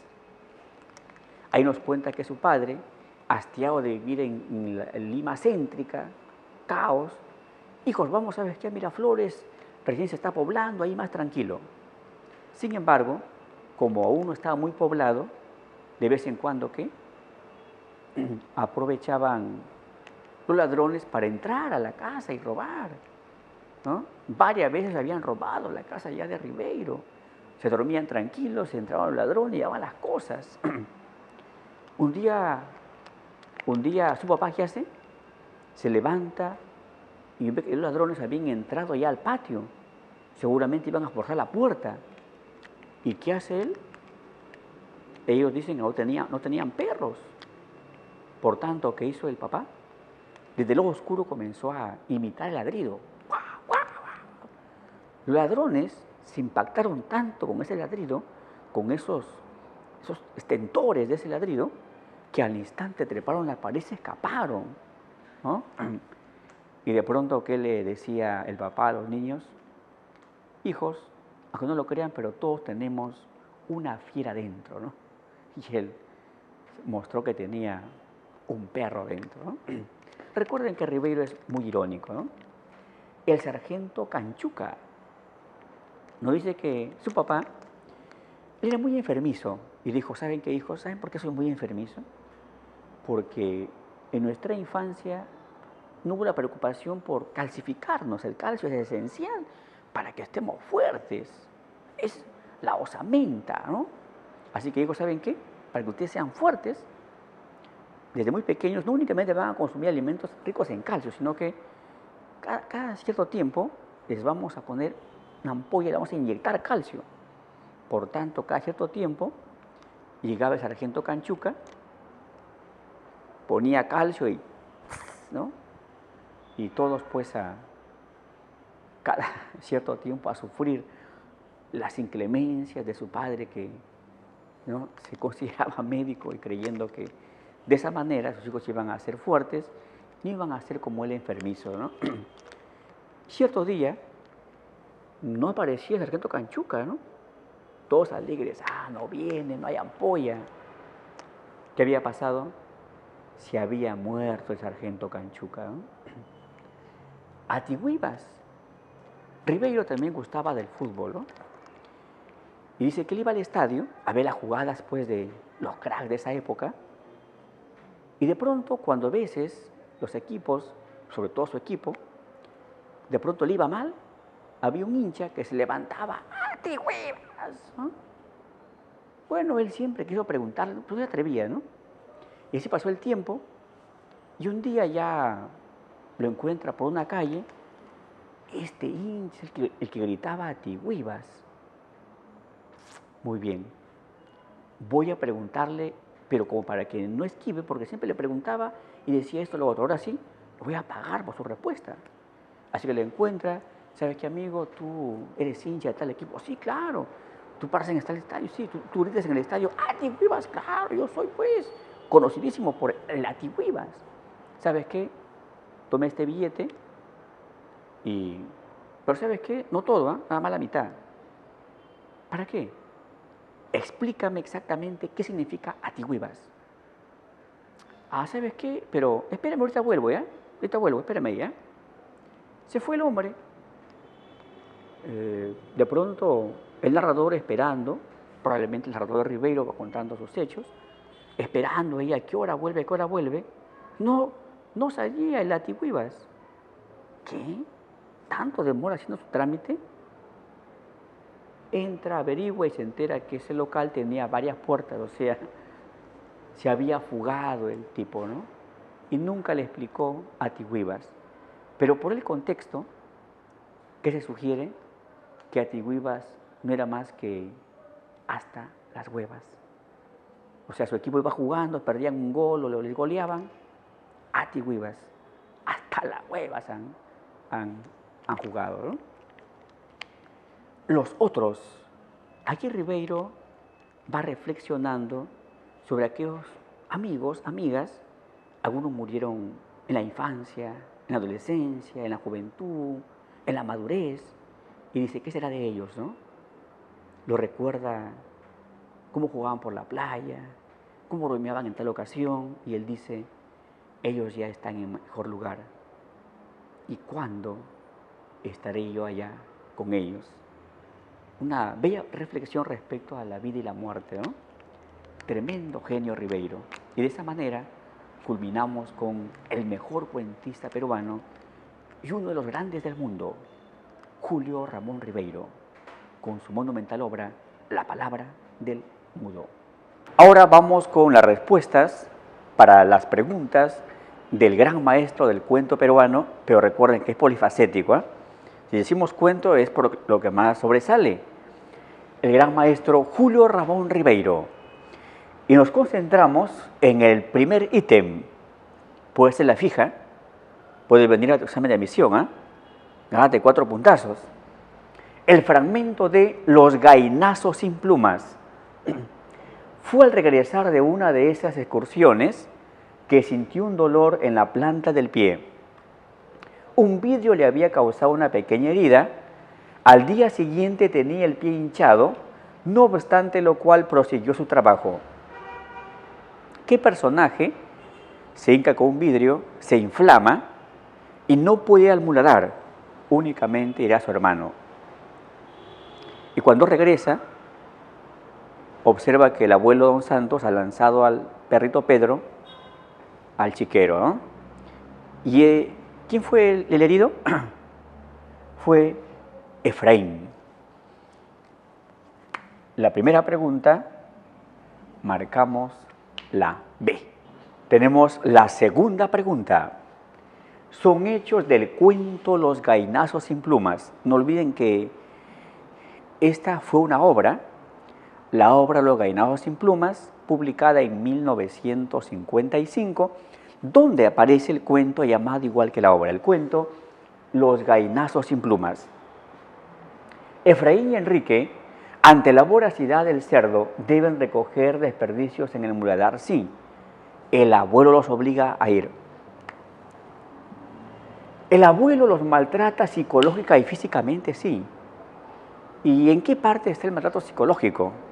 Cuando los gritaba. Y además, cuando ellos un día estaban enfermos, el abuelo, en lugar de llevarles la comida caliente, hijitos que se recuperen, después van a apoyarme, no, le lanzaba zanahorias. O él pasaba por ahí comiendo como para despertar el apetito de los niños. Ese es el maltrato psicológico. La mascota de los niños fue devorada por el porcino, por el cerdo, sí. ¿Quién lo arrojó? El malvado abuelo Don Santos. Enrique golpeó en el rostro al abuelo, sí. Es que al ver que su mascota había sido arrojada por el abuelo al cerdo, ¿no? Los niños huyen y deben sumergirse en la enorme lima, sí. Y justamente el final que dice, ahí los esperaba la ciudad con su enorme mandíbula, como diciendo, esos niños se liberaron de un abuelo malvado, pero van a una ciudad caótica, la Gran Lima, con sus calles. ¿Y qué serán esos niños? Serán otra vez para el abandono, ¿no? La respuesta involucra a todas, por consiguiente, 2, la respuesta va a ser la E. Estamos en el ítem 3, respecto a Julio Ramón Ribeiro. De los siguientes enunciados, ¿falleció días después de haber recibido el premio Juan Rulfo? Sí. Pero recuerden que Ribeiro no asistió personalmente a recibir el premio. ¿Quién asistió? Asistió su hijo, su esposa Lidia Cordero, pero un escritor peruano, un autor peruano, por pedido de Julio Ramón Ribeiro, asistió hasta México, subió al podio, recibió el premio y dijo, este premio lo recibo en nombre, lo recibo para mi amigo Julio Ramón Ribeiro. ¿Quién fue? Alfredo Bryce Echenique, ¿no? ¿Cultivó diversos géneros? Claro. Recuerden que Ribeiro fue polifacético. ¿Tuvo diferencias políticas con Vargas Llosa? Sí, sí, ¿no? Sucede que por lo común Ribeiro se mantuvo siempre una tendencia un poco hacia el socialismo o tal vez al margen de la política. Y además apoyó una propuesta de Alan García, ¿no? La propuesta de Alan García de querer estatizar el sistema financiero. Y que dijo Vargas Llosa, no, eso va a ser malo para el país. Eso fue un momento, digamos, de discrepancia, ¿no? Sin embargo, pasó la discrepancia y Vargas Llosa, pasado el tiempo, reconoce, ¿no?, que Julio Ramón Ribeiro es un cuentista universal. El conjunto de sus cuentos se reúne en 4 tomos, originalmente en 4 tomos, La palabra del mudo. Sí, también fue docente universitario en Huamanga, en la Universidad San Cristóbal de Huamanga. La respuesta en la pregunta 3 debe ser la E. Tenemos ahí las preguntas 4 y 5, ¿eh? Las preguntas 4 y 5. Personaje principal del cuento El banquete, Fernando Pasamano. Ahí está, Fernando Pasamano, ¿eh? Y Memo, Don Memo es del cuento Tristes querellas en la vieja quinta. Y Samuel es el feminicida que aparece en ¿qué cuento? Al pie del acantilado. Chelo Sander en el cuento Alienación. Don Santo ya sabe, ¿no?, en el cuento Los gallinazos sin plumas. 5. Diálogo predominante en el banquete. Una raya o guión habla uno, otra raya o guión habla otro. Ahí estamos en ¿qué? Estamos en el diálogo directo. 5. Marcamos la A. Tenemos la pregunta 6. El narrador predominante en el banquete. Por lo común, Ribeiro utiliza ¿qué? El narrador en tercera persona. Tal vez será porque ese narrador permite un poco dar la ilusión de que uno es más objetivo, ¿no? y refleja el mundo tal como es? Sí, la respuesta va a ser el narrador en tercera persona. ¿Qué pretendía lograr el protagonista de El banquete? No olvide que don Fernando Pasamano es arribista, oportunista. Y eso va a reflejar lo que es constante en la política peruana, ¿no? La corrupción, buscar siempre a alguien que esté en la política para un trabajo. O sea, no se preocupan algunos de prepararse bien para que si son convocados al gobierno puedan dar lo mejor por el Perú. No, se preocupan simplemente de qué, de apoyar a ese político y luego qué, dame un trabajo, dame un cargo. Y luego entran al cargo y a qué se dedican, a la mediocridad y a la corrupción. ¿Qué le pide? Familiar, primo, ya pues, una embajada pues, ay, un tren a mis haciendas, una embajada en Europa y un ferrocarril a sus tierras. 7 la 6. En el cuento El banquete, en la parte final, ¿qué se da? Recuerden que hay un golpe de Estado, alguien que toma el poder, una forma de factocracia. Factocracia. ¿Y qué es plutocracia? El gobierno de los que tienen el poder económico. Plutocracia, el gobierno de los jóvenes. Gerontocracia, ¿el gobierno de quiénes? De los ancianos. Un dato no corresponde al cuento El banquete. Un periódico informa que el presidente ha sido sacado del poder, sí. Don Fernando invierte toda su fortuna en un banquete, en una fiesta para su familiar el presidente, sí. Pasa a manos del oportunista, tremendo oportunista. Antes de la fiesta, don Fernando le pide beneficios al presidente, no, fue después de la fiesta. Y además de manera lógica, ¿no? Si tú a alguien está sano, le pides un favor, te va a decir, no, después lo voy a pensar. Pero si está ebrio, por lo común el ebrio que hace, ofrece todo, ¿no? La respuesta debe ser lo incorrecto, 9 la D. Otra vez respecto al cuento El banquete, ya sabes que es el cuento más evaluado en la ONT. Tal vez será porque ese cuento viene a captar la esencia política peruana, ¿no? Corrupta, arribista, los golpes de Estado constantes. Usa el narrador extradiegético, claro. El narrador en tercera persona, que es sinónimo de extradiegético. Recuerden que los cuentos de Ribeiro por lo común son de relato lineal, ¿no? Inicio, nudo, desenlace. ¿Critica nuestro sistema político? Sí. Los cuentos de Ribeiro tienen una visión crítica, cuestionan al Perú en diversas dimensiones. El personaje principal le pide al presidente una embajada y un tren a su hacienda, claro. Tiene un desenlace frustrante, pesimista, ese arribista ha malgastado prácticamente su dinero porque no va a recibir ningún beneficio. Su familiar, el presidente, está fuera del poder. Marcamos en la pregunta 10, marcamos la E. Veamos la pregunta 11. Obra narrativa donde Ribeiro reúne toda su producción. Ya sabes, originalmente en 4 tomos. La palabra del mudo. 11, la E. El fragmento de Cuentos de circunstancias, su segundo libro, publicado en 1958. Y ya saben que este libro tiene tendencia fantástica, ¿no? Y elementos también del absurdo.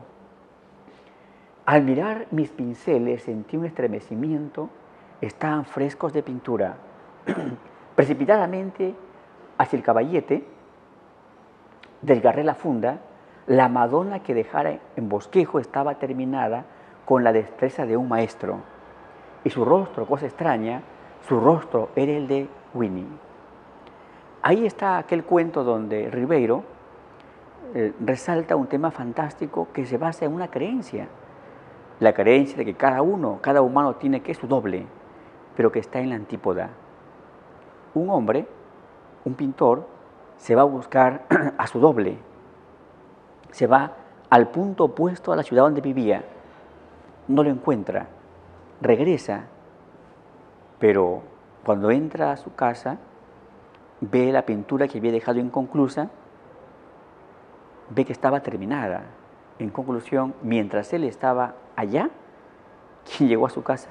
Su doble, ¿no? El cuento es doblaje. 12, la respuesta es la C. 13. Son datos del cuento El profesor suplente. Nos damos cuenta que los relatos de Ribeiro tienen un trasfondo pesimista, ¿no? ¿Pertenecen a la obra Cuento de circunstancias? Sí. Un momento, nos pide aquí el profesor suplente. El profesor suplente está en aquel libro publicado en 1964, en el libro Las botellas y los hombres. Descartamos la 1. Matías Palomino laboraba como cobrador, cierto, pero era casi un abogado. Terminó su carrera en la universidad. Únicamente, ¿qué le faltaba? El título. La 2, cierto, no logró titularse como abogado, ¿no? Lo desaprobaron. Su amigo Valencia le facilita un trabajo, pero ¿qué hace Matías Palomino? No va al colegio, no va, y le miente a su esposa: sí, me ha ido bien. En el final muestra su personalidad pusilánime, es decir, que ante un hecho que requiere decisión, él se acobarda. Podemos decir que este Matías Palomino tenía en su ser un Hamlet, pero un Hamlet que nunca lo dejó lograr su objetivo, ¿no? La respuesta debe involucrar a 2, 3, 4, 5. La clave ya está ahí, ¿no? La D, 2, 3, 4 y 5. 13, la D. 14. Son personajes del cuento Al pie del acantilado. El cuento que tiene como tema central, ¿cuál? La migración sierra-costa hacia Lima y la carencia de vivienda, y por tanto, ¿qué debe hacer el habitante? Invadir. Muchas veces no logra su meta. Lo botan de su espacio que ha invadido, ¿no? Leandro, el personaje principal, el narrador protagonista, él nos va contando la historia. Sus hijos, Pepe, Toribio. La conviviente de Toribio, Delia. Samuel, ya dijimos, el feminicida. La respuesta involucra todas. 14, la B. Tenemos la pregunta 15. El acápite del cuento Al pie del acantilado. ¿Y ese cuento está en qué obra? En una obra también publicada en 1964. ¿Qué obra? 3 historias sublevantes. Yo no lo vi. Dicen que fueron 3 policías y un patrullero que aguardaba arriba, en la pera del amor. Me contaron que bajó corriendo hacia mi casa y que a mitad del desfiladero, él, que nunca daba un paso en falso, resbaló sobre el canto rodado, sobre las piedras pequeñas, ¿no? Ahí se refiere a aquel personaje que fue feminicida. La policía lo ubica y lo llevan a la cárcel, ¿eh? Samuel. 15, marcamos la E. Pregunta 16. En el acápite, en el fragmento de Al pie del acantilado, entraron varios hombres al mar. Yo los vi que iban cortando las bravas y los vi casi sin pena. En verdad, estaba agotado y no podía siquiera conmoverme. Lo fueron jalando entre varios, lo traían casi hinchado hacia mí. Después me dijeron que estaba azul y que lo habían mordido los toyos, a unos peces. Pero yo no lo vi. Cuando estaba cerca, me fui sin voltear la cabeza. Solo dije antes de partir: que lo entierren en la playa, al pie de las campanillas. No olviden que don Leandro perdió a un hijo en el mar, a su hijo mayor, a su hijo Pepe. 16, la B. Tenemos ahí la pregunta 17. Pregunta 17. La novela discurre sobre la vida de Lucho, Luis, un adolescente que acaba de concluir la escuela, que es llevado por uno de sus tíos a una hacienda de Tulpo, en la Sierra Norte del Perú. En esta hacienda, además de conocer más la realidad de su país, se conoce a sí mismo. Se refiere a la mejor novela, bueno, según nuestro punto de vista, y también la mayor parte de la crítica lo afirma, la mejor novela de Julio Ramón Ribeiro, Crónica de San Gabriel, ambientada aquí en La Libertad, en Santiago de Chuco, en lo que hoy es el centro poblado Tulpo, en esa época era hacienda. Aquí está, la D, Crónica de San Gabriel. 17, la D. El cuento Alienación, que fue publicado en un libro en el año 1967, y ese libro se considera la obra maestra de Ribeiro. Ese cuento está en el libro Silvio en el Rosedal. Recuerden que ahí también hay un cuento llamado igual que la obra, un cuento contextualizado, ambientado en Tarma, llamado también Silvio en el Rosedal. 18, la C.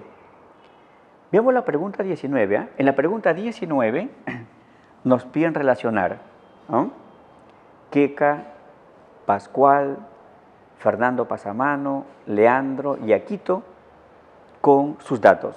A ver, veamos qué más datos hay aquí.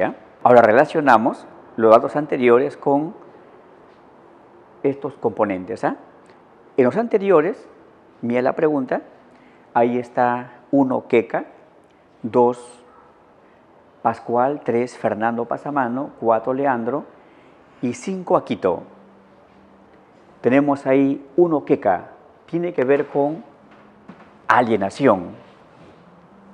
1 con la B. 2 Pascual, es el cerdo que aparece en el cuento Los gallinazos sin plumas. 2 con la D. 3 Fernando Pasamano, el banquete. 3 con la A.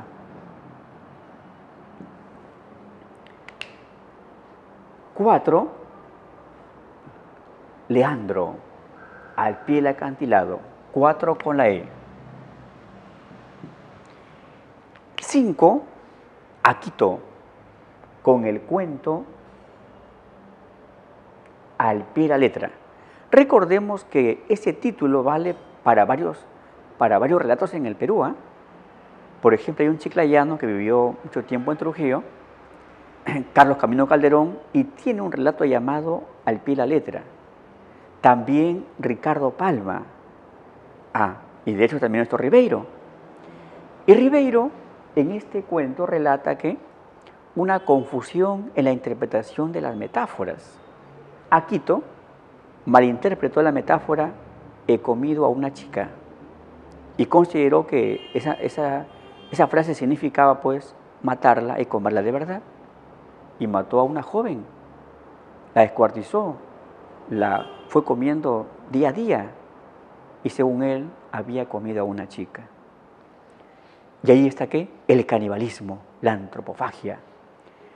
5 tiene que ver con la C. Quedaría por consiguiente 1B, 2D, 3A, 4E y 5C. El fragmento del cuento Alienación.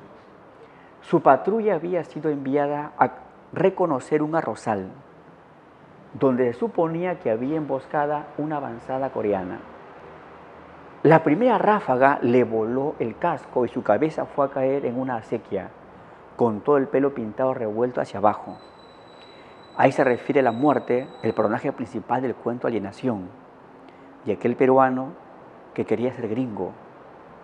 ¿Qué cuento? ¿Qué personaje? Roberto López, que se haría llamar Bobby y después Bob. Ahí está. 20 la C. De los siguientes escenarios y personajes de los cuentos de Julio Ramón Ribeiro. Generalmente sus actores experimentan un aparente desencanto, frustración y amargura así. Bien, los cuentos Ribeiro tienen por lo común un desenlace pesimista, ¿no? Pero tal vez sea una advertencia que el peruano, a pesar de todo, hay que seguir luchándola, ¿no? Sus relatos se desarrollan en quintas, hoteles, barriadas, sí. Sus personajes son generalmente de la aristocracia, de la nobleza, no. Son clase media y pueblo sobre todo. Sus personajes experimentan felices anécdotas, al contrario, desenlace con infelicidad. Sus escenarios están llenos de opulencia, son ambientes de riqueza, no, son míseros, marginales. 21 marcamos la A, 1 y 2.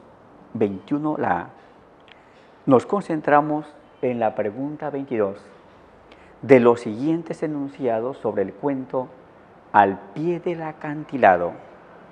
Forma parte del libro de cuentos Tres historias sobre Levante, sí, que se publicó en 1964. Su protagonista, el viejo Leandro, pierde muchas batallas en la vida, claro. Entre esas batallas que pierde a su hijo. Después, ya saben que lo desalojan. El pueblo que había fundado, creyendo que ese espacio iba a ser suyo, los botan. ¿Eh? 3. Uno de sus temas es el de la inmigración, ¿cierto? De la sierra a la costa, sobre todo a la Gran Lima. Fue escrito en Huamanga, sí. Incluso en una publicación aparece abajo, escrito en Huamanga, 1959. ¿Presenta a la mujer como una carga familiar? Sí. Ahí aparece Delia, era hija de un zapatero. Cuando Toribio rapta a Delia, o mejor dicho, se escapa con Delia, el zapatero llora, pero después dijo, un momento, antes tenía una hija, tenía que trabajar para ella, ahora ya menos complicado la vida, trabajar únicamente para mí. La respuesta involucra a todas, ¿eh? 22, la E. Nos centramos en el ítem 23, sobre la obra de Julio Ramón Ribeiro. ¿Presenta un estilo sobrio, fluido? Sí. Recuerden que su forma de escribir es sencilla, ¿no? No es complicada, exagerada. Sus personajes son tomados de hoteles, casas, pensiones, oficinas, de la vida diaria, sí.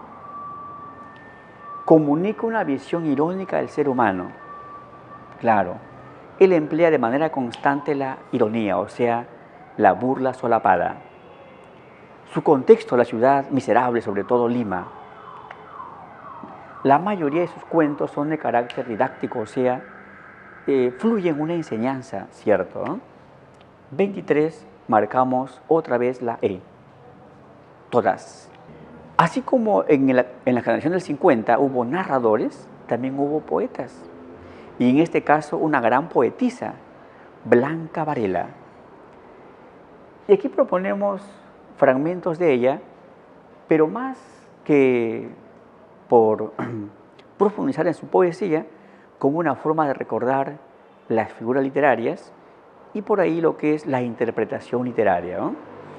En el poema Justicia de Blanca Varela, observa que se emplea bastante la conjunción y. Si ven el comienzo, forma anáfora, pero a la vez está formando polisíndeton. O también repetir en el comienzo vino, vino, forma anáfora también, ¿no? Encontramos anáfora, hallamos polisíndeton, y así al final se repite pájaro, pájaro, o sea, también hay epífora o conversión. Ahora sí veamos a ver qué nos exigen en las alternativas. ¿Qué es verso libre? Sí, porque no tiene rima, no tiene métrica. Anáfora y epífora, sí. Y como hay anáfora y a la vez epífora, eso se denomina complexión. La respuesta involucra 1, 2, 3, 4, la C. Pregunta 24, la C. Pregunta 25. En los versos de Blanca Varela. Podemos decir que una de las grandes poetisas del Perú, ya saben, es de la generación del 50. Y el vientre vacío pero con alas y sin vientre. Tú sabes, la pasión, la obsesión, la poesía, la prosa, el sexo, el éxito o viceversa. El vacío congénito, el huevecillo moteado, entre millones y millones de huevecillos moteados, tú y yo. Dice, el vientre vacío pero con alas le está dando vida a mí mismo.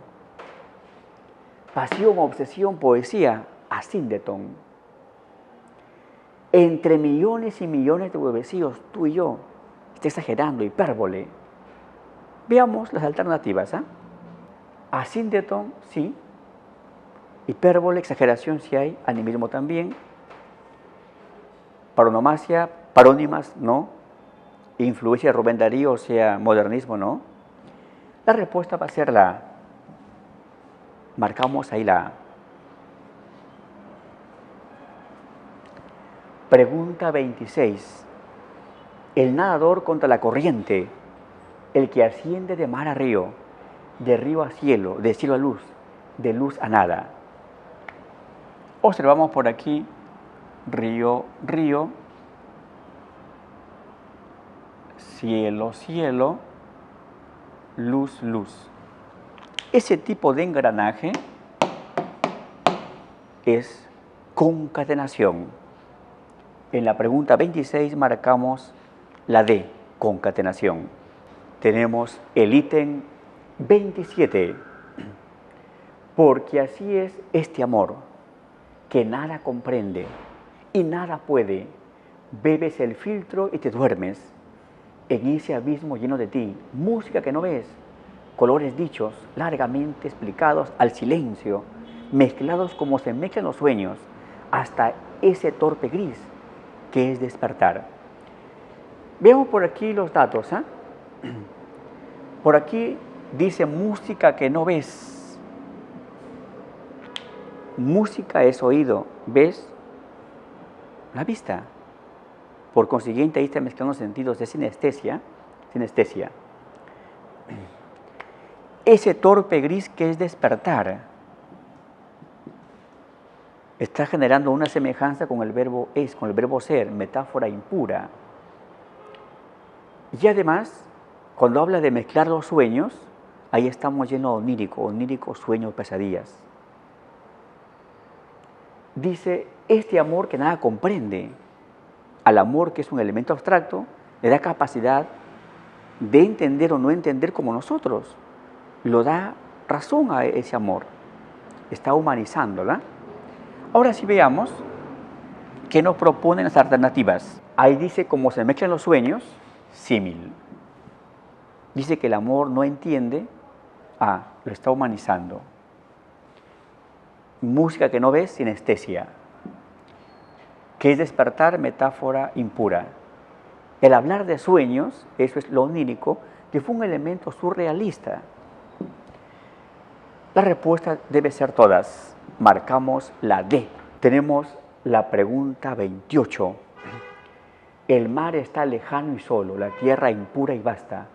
¿Qué manifiesta? Fíjate, en el verbo está. El segundo verso de manera completa debería ser: la tierra está impura y vasta. Está. Si eliminado porque sobreentiende. Eliminar es una elisión y forma en literatura la figura llamada elipsis. 28 la C. 29. Un dato no corresponde a la lírica de Blanca Varela. Pertenece a los 50, sí. Es esteticista. ¿Qué significa esteticista? Que únicamente trabaja la musicalidad, la fantasía, y no refleja los problemas sociales o existenciales, y ella sí. Por tanto, su poesía no es esteticista. Podemos decir que es afirmada en la realidad y de tendencia un poco social y sobre todo existencialista.